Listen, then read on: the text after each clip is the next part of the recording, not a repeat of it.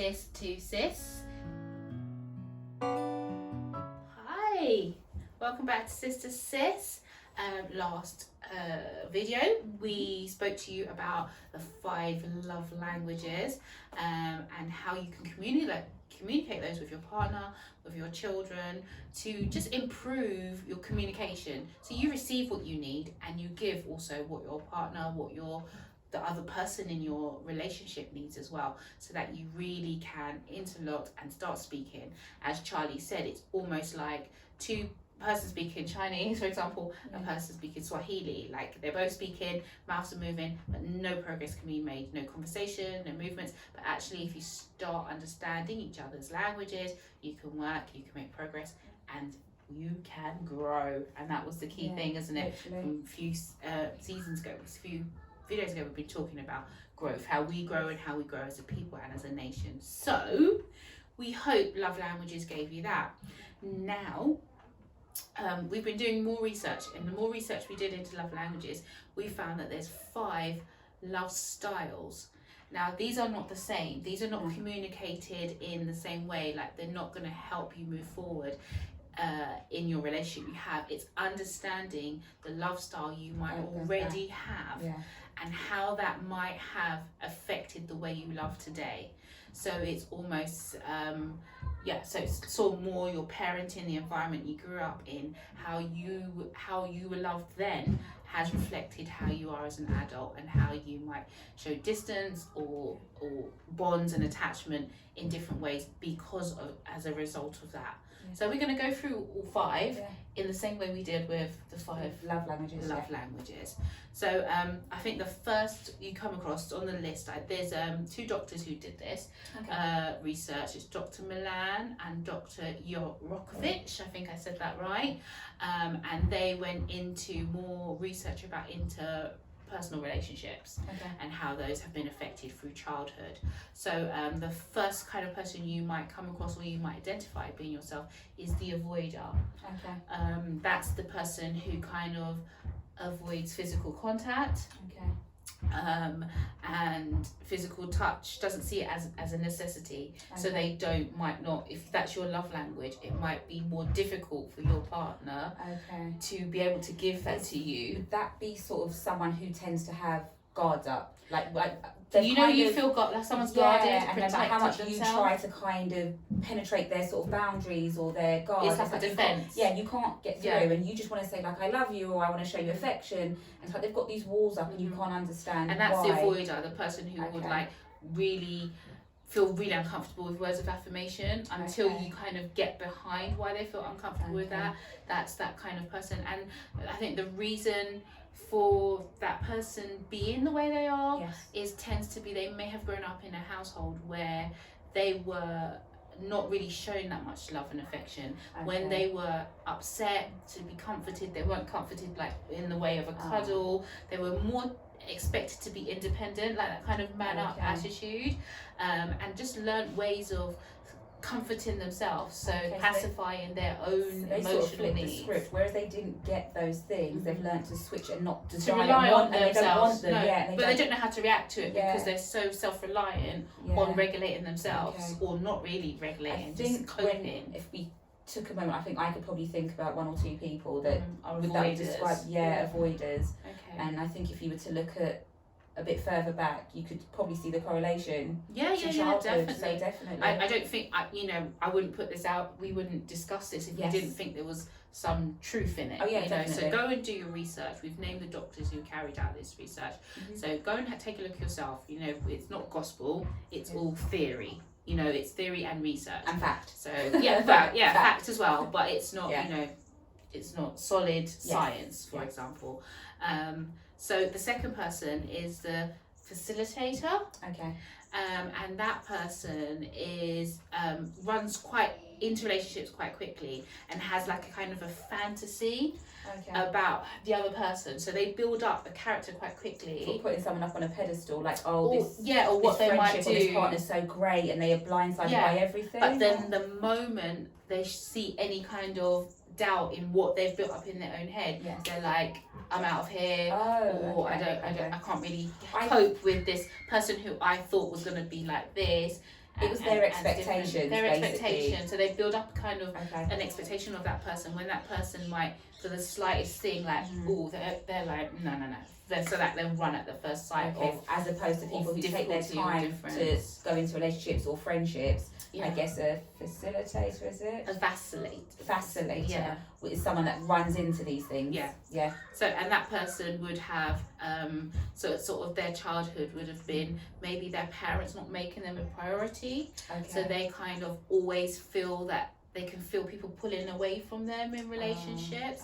And maybe their parents were quite busy, often found opportunities to go on holiday without them, or be away from them. Jump ship before the ship kind of hits them. Basically, they're not waiting for that person to let them down. The minute they see that they might be let down, they're off. Yeah. So, and that could be a result of having to not be reliant on people when you were younger, because you just never knew. And I think that would easily sabotage future relationships or current relationships that these people are in, because in actual fact it may not have gone down that negative road, but that feeling, that sort of history and that pattern, basically it's almost like cutting ties, running, but actually if you had just maybe waited a week, or it wouldn't have been that.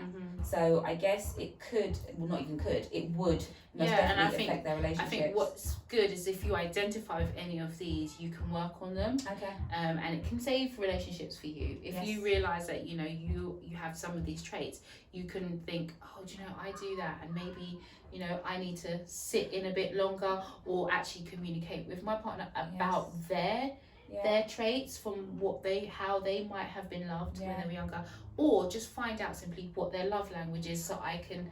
Well, that's what it is. It's cross-referencing the two, because it's all well and good wanting to know what your partner's love language is, but we all need to understand their love style. It's finding all of that out, so then we move forward. As you said, the last show was about the tools to move forward, and in the present moment with your partner, family member, what have you. And the love styles is about understanding from prior, from before. So you have the whole journey. So if there's a block in that, you've got the full picture. So the third, get my numbers right. The third sort of trait would be that of a controller. And that's someone who just needs to feel that they're in control of a situation. So they might always want to know where their partner is. They feel funny about using phones in front of each other. We're not talking obviously narcissism here or anything like that. No. It's just more knowing, always wanting to know where you are, or I try, because it's not in a form of narcissism, but then saying that, these people, it says, tend to have grown up maybe being really unstable, and not having very much control, and not having control. So they may have had parents who worked a lot, and they shifts and things like that. Might have parents who weren't not necessarily there all the time, and this person just needs to feel that they're in control, and actually they might not verbalize it, but when they do, it might come out in anger. So a lot of people who have outbursts, so you think they're fine and have these outbursts, are controlling because they never had that control over loving relationships when they were growing up. So they sort of go out of their way, above and beyond, to try and have some sort of control. Yeah, because they didn't have that sense of safety and security, and not that always you often in the need best as a child. ways, as you said. But again, it's understanding why this is and how we now move forward from that in a healthier way. So we've done the avoider, the facilitator, the controller, and then we have the pleaser. And that's the person who puts everybody's needs the people pleaser. The people pleaser. They'll always see what other people need. Probably known as the good kid growing up. The kid that was always quiet, always did what mum or dad asked of, or granny, I guess that's not me. I think that I can identify with that. I was definitely a peacemaker in our house, and identifying with kind of this one a lot, and it's just really making others happy. Just will do anything to avoid conflict. Well, maybe that is me then. And avoid conflict. Well, I don't argue with anybody now, I just block and delete. I don't argue with anybody. Anyhow, and that person might have had a parent who had like expectations, sometimes unrealistic expectations of that person, and put them so that you kind of had a high demand of never them, wanting to disappoint, and then you have this feeling of never wanting to disappoint that parent or your fall off the carer. pedestal.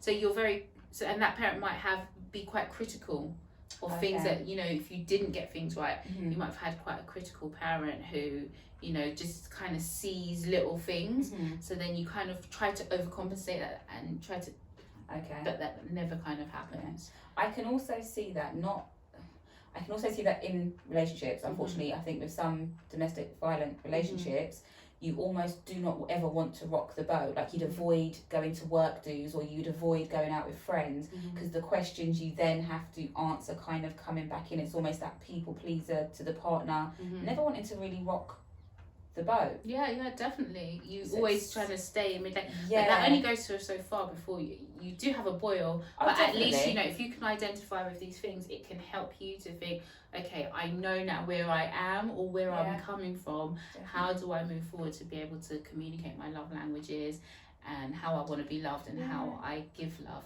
with the person who you're with or the people who you're. And I think now's a better time than any to be on the vibration of love. I think that's where you all need to be currently and moving forward. So I think there's no better topic than sort of understanding your love styles, understanding your love languages, understanding each other, and raising that vibration of love and actually moving forward positively as a people, as individuals, and as families and couples, and in every capacity.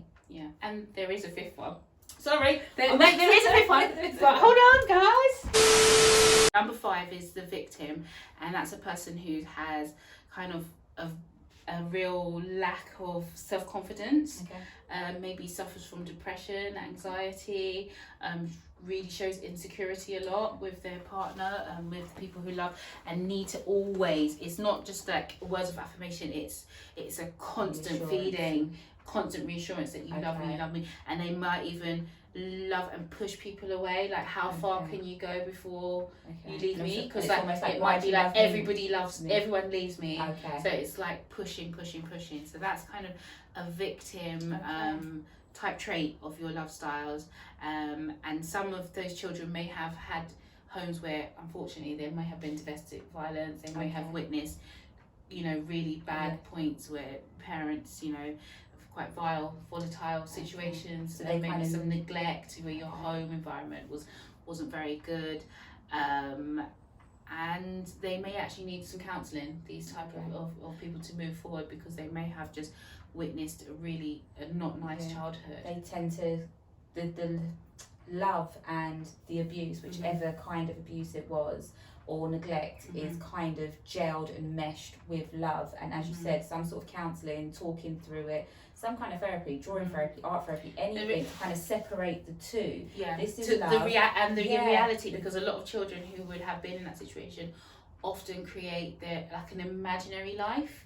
And kind of escaping worlds of books, or just, you know, go off and thinking they're not really here and present. So you might, sometimes that would even lead to psychosis, where not just books and imaginary worlds in terms of a choice, sometimes because of what they've been through, actually ends up creating a psychological world that they can't necessarily have control over when they tap in and tap out.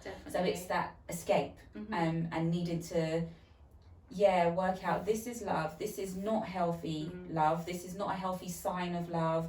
If somebody, because there are children obviously who, or even adults who would be watching this now, they may have had parents who were on drugs, or as you said, were not always there, weren't always able to put food on the table. Obviously things always happen with parents, but there are things that will happen to children where they think that is love, my mum still loves me, and that's still love. And it's trying to get them to understand that yes, I think it was love, but what was happening is not and wasn't love. Yes, in the same way that everyone deserves. I think as you grow older, you realise that your parents are human. Yes. When you become a parent yourself, mostly. But you realise that your parents were just humans, and they may have coped, they might not have coped.